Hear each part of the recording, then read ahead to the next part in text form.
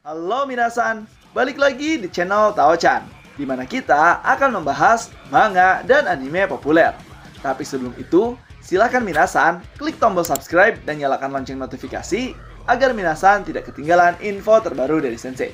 Bila sudah, mari kita berangkat dan tancap gas!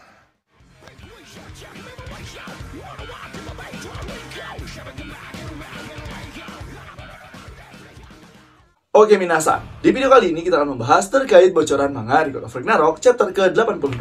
Selain itu juga saya akan memprediksikan bagaimana sih chapter 82 akan berlangsung di bulan sekarang ini, yaitu tepatnya tanggal 25.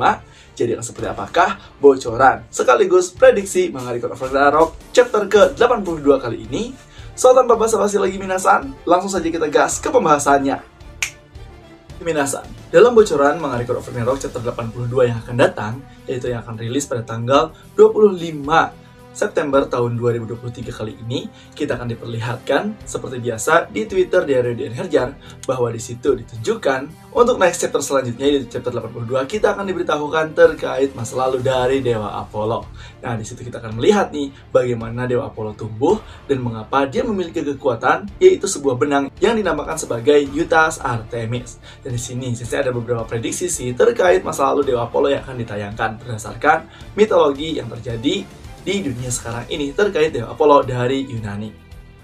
Nah, terkait prediksi masa lalu Dewa Apollo yang akan tayang di chapter 82 nanti, yaitu pada tanggal 25 September tahun 2023 kali ini, saya ada beberapa dugaan sih.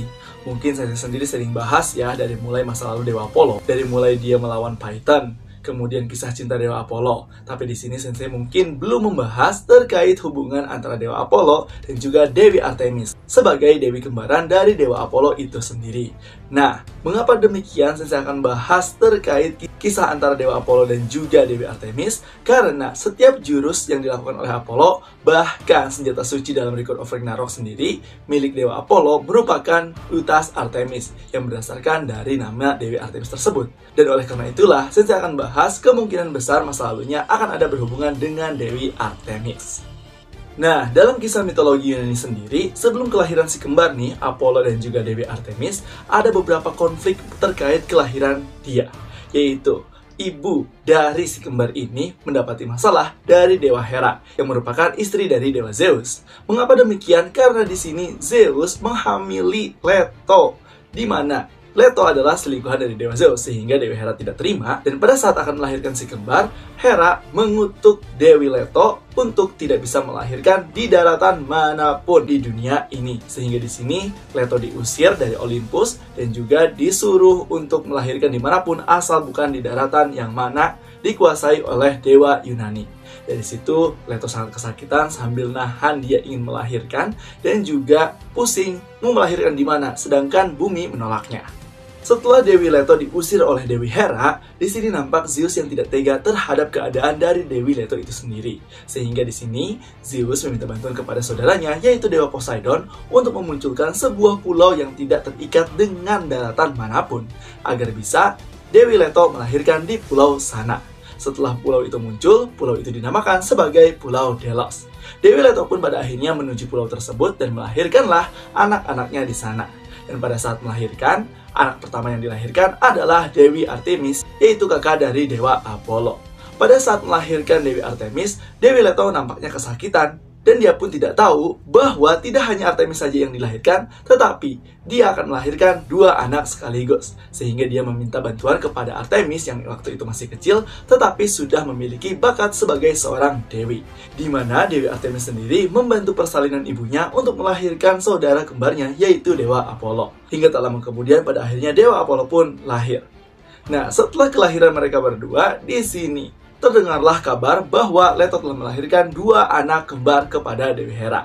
Dewi Hera pun yang sangat marah, dia tidak tinggal diam, dia langsung mengirim satu raksasa untuk membunuh mereka bertiga ke dalam Pulau Delos. Dan dari situ, Karena Artemis dan juga Apollo memiliki bakat seorang dewi dan juga dewa, Apollo dan Artemis bekerja sama untuk melindungi ibunya agar tidak dibunuh oleh raksasa tersebut.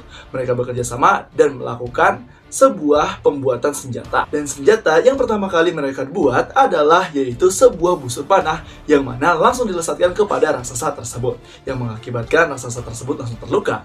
Tapi di sini Zeus yang melihat itu tidak tinggal diam dan langsung menurunkan petirnya membantu Artemis dan juga Apollo untuk membunuh raksasa tersebut. Hingga pada akhirnya Dewa Zeus pun turun dan melihat bakat kedua anak tersebut. Dan Zeus pun langsung memberikan sebuah busur panah beserta panah dari Dewa Hephaestus kepada dua anak tersebut. Dan di sini Artemis pun menyetujui bahwa dia akan menggunakan busur panah dan menjadi sang dewi perlindungan dan juga dewi perburuan. Sedangkan Dewa Apollo sendiri yaitu menjadi dewa matahari di Olympus. Nah, itulah dia minasan terkait sejarah singkat mengenai hubungan antara Dewa Apollo dan juga Dewi Artemis, yang mana ada kemungkinan besar berhubungan dengan manga Record of Ragnarok, di mana di sini Apollo terinspirasi dari keberanian Dewi Artemis itu sendiri, sehingga dia mengenang Dewi Artemis itu dan menciptakan sebuah senjata suci yang dinamakan sebagai Yutas Artemis. Jadi gimana nih menurut minasan? Atau mungkin juga ada sedikit perubahan terkait kisah Dewa Yunani ini, karena seperti biasa di manga Record of Ragnarok, sejarahnya pasti akan berubah tidak sesuai dengan yang aslinya. Silahkan kalian isi di kolom komentar ya. Nah, itulah dia minasan terkait pembahasan bocoran manga Record of Ragnarok chapter ke-82 sekaligus prediksi sensei terkait masa lalu dari Dewa Apollo. Jadi gimana nih menurut minasan terkait pembahasannya? Apakah seru dan juga make sense? Silahkan isi di kolom komentar ya. Dan jangan lupa untuk like, komen, dan subscribe. So, tetap saksikan di channel Taochan agar minasan tidak ketinggalan informasi terbaru dari Sensei. Sekian dari Sensei, and bye-bye!